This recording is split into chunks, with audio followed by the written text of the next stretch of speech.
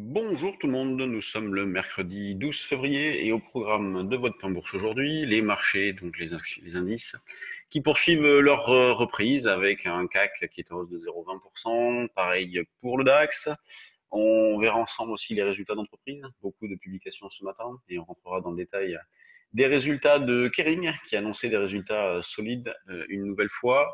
On parlera également de l'euro-dollar qui reste plombé, qui a fait un nouveau plus bas avec la zone des 1,09 côté hier. Et donc, commençons par les indices qui n'ont que faire du coronavirus, puisqu'on est déjà de retour à proximité des plus hauts récents, vous voyez, où systématiquement on avait buté sous la zone des 6050-70, hormis bon, le jour de l'échéance. Donc là, c'est le jour de l'échéance janvier, où on avait fait une incursion au-dessus des 6100, mais ça n'avait pas duré. Derrière, on était violemment reparti en arrière, justement, avec le coronavirus. Et donc là, on est de retour sur cette zone, donc à proximité des 6100. Les propositions d'hier ont parfaitement fonctionné, puisque on indiquait des achats vers 6035. Vous voyez, en ce qui me concerne, j'avais acheté à 6036,5. Donc, on a pu faire de petits écarts entre 6035 et 6050-55. Et pour ceux qui ont conservé un petit solde, ce matin, avec une ouverture, avec un petit gap, puisqu'on a ouvert vers les 6070 sur le futur à 8 heures, eh bien, on a pu faire un écart un petit peu plus important. Donc, on prend dans le même état d'esprit, hein, on cherche à acheter sur un retracement le plus proche possible de 40-45 en ce début de séance, dans l'idée de jouer 6060 voire 6075. On continue aussi à privilégier donc des stratégies croisées futures options en travaillant notamment en poudre synthétique. Donc, pour l'instant, billet haussier sur les indices, il n'y a absolument aucun changement. Donc on essaye d'accompagner toujours du mieux possible cette hausse-là. Les marchés font toujours le pari que le coronavirus est dans sa phase de régression. Pourtant, il y a vraiment de quoi se poser des questions, notamment quand on voit les déclarations de l'OMS hier. Donc, bon, on achète, on ne se pose pas trop de questions, ou on travaille en synthétique. Sur le DAX, et hier, je proposais un achat sur le trade du jour dynamique proche dans la zone des 40-50. Ça a été le plus bas de la phase. Ça a été le plus bas côté donc à 10 heures. Donc, on a pu acheter vers 13 550. Et puis derrière, bon, ce matin, on est à 680. Alors, c'est sûr qu'on a eu la possibilité d'alléger. Je proposais 620-30 comme zone d'allègement, me semble-t-il. Donc, ça fait un bel écart, hein, entre 50 et 80 points sur le DAX. C'est toujours ça de prix. Là, ce matin, donc, achat sur repli aussi. Le plus proche possible de la zone 600-620, vous voyez, pour jouer un double appui avec hier soir. Donc, cette zone, donc 600-620, dans l'idée de viser les plus hauts récents, notamment la zone 660-680. L'euro-dollar, lui, donc, reste toujours aussi plombé, hein, donc, comme on l'indique dans la stratégie ce matin, donc la baisse a été constante et du genre descente en rappel, hein, vous voyez, donc avec des plus bas de plus en plus bas, absolument aucun rebond, d'où la difficulté de vendre. Alors hier, je proposais une vente un peu proche sur 1,0925. Il a fallu attendre 16 heures pour que ce niveau-là soit accroché. Donc derrière, on a eu un retracement d'une vingtaine de pips. Donc on va toujours partir du principe que la zone 25, 35, 40, vous voyez, c'est la résistance proche.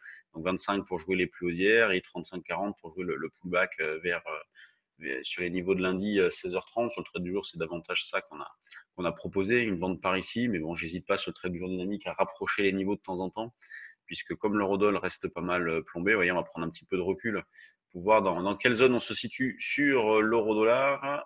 Hop, voici. Donc, vous voyez, on est revenu sur les plus bas du mois d'octobre, on est donc autour des 1,09.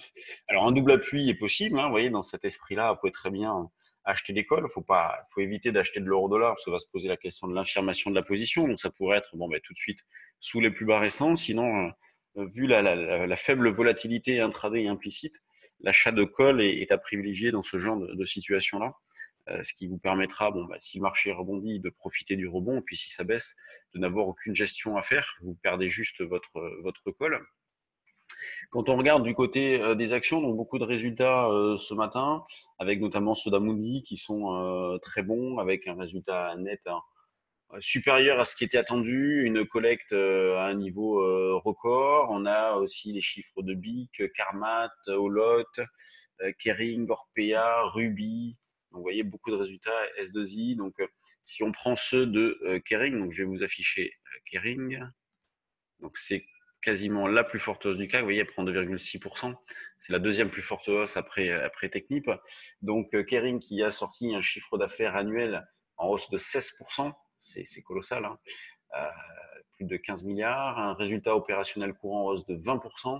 À noter le résultat net part du groupe qui est en fort retrait de 37% en raison d'une charge exceptionnelle liée au règlement du contentieux fiscal de Gucci en Italie.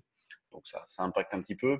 Et le groupe, en ce qui concerne les perspectives, le groupe a souligné que l'épidémie de coronavirus, qui a particulièrement affecté ses ventes en Chine, pèse sur les tendances de consommation et les flux touristiques. Bon, mais c'est assez normal. Et c'est d'ailleurs pour ça que c'est étonnant que les marchés reviennent tout de suite sur leur plus haut, parce que le coronavirus, même si la situation, imaginons que la situation ne dégénère pas trop, aura un impact sur l'économie, mais pourtant les marchés n'en ont que faire, avec toujours les mêmes ingrédients en soutien, hein, les politiques accommodantes, des banques centrales, et puis donc les résultats d'entreprises qui sont bons.